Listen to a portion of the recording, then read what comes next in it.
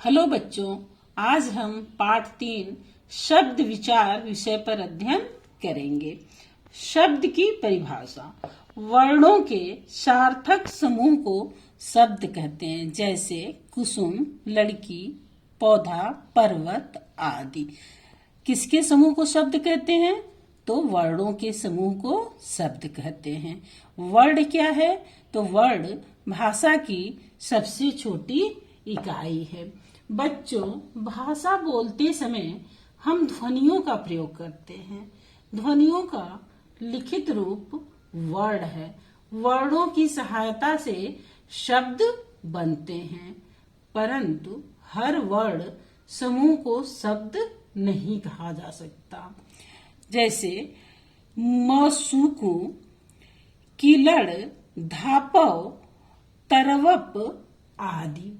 ये वर्ण समूह तो हैं, पर इनमें अर्थ की अभिव्यक्ति नहीं होती है, अर्थात इन शब्दों से अर्थ नहीं निकल रहे हैं, अतः इन्हें शब्द नहीं कहा जा सकता। तो शब्द दो या दो से अधिक वर्णों के समूह जिसका अर्थ निकलता हो उसे शब्द कहते हैं। वर्गीकरण के आधार पर शब्दों के भेद। वर्गीकरण के आधार पर शब्द के 4 भेद होते हैं। उत्पत्ति के आधार पर, अर्थ के आधार पर, प्रयोग के आधार पर, विकार के आधार पर। उत्पत्ति के आधार पर शब्द के भेद। उत्पत्ति के आधार पर शब्द के 4 भेद होते हैं। तत्सम शब्द, तद्भव शब्द, देशज शब्द, विदेशी शब्द। तत्सम शब्द।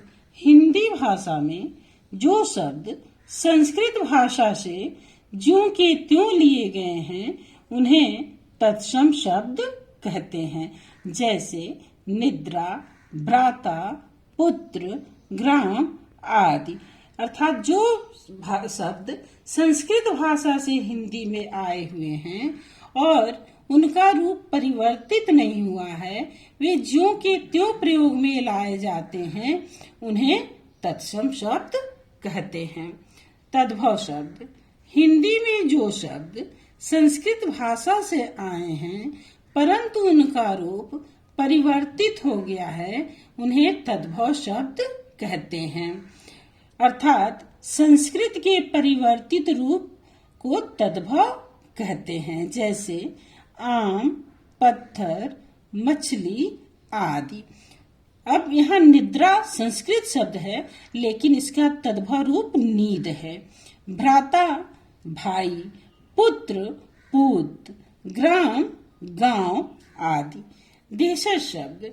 हिंदी में जिन शब्दों का जन्म किसी भारतीय भाषा या बोली से हुआ है उन्हें देशज शब्द कहते हैं। अर्थात क्षेत्रीय भाषाओं से आए हुए शब्द को देशज शब्द कहते हैं, जैसे लोटा, कटोरी, खिड़की, पगड़ी आदि।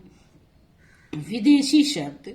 हिंदी भाषा में जो शब्द विदेशी भाषाओं से आए हैं उन्हें विदेशी शब्द कहते हैं, अर्थात दूसरी भाषाओं से आए हुए शब्द को विदेशी शब्द कहते हैं, जैसे जर्मनी, अंग्रेजी, स्पेनिश, जापानी आदि भाषाओं से शब्द हिंदी में आए हुए हैं, जैसे दर्जी, कैंची, तोहफा, बजट, स्कूल आदि।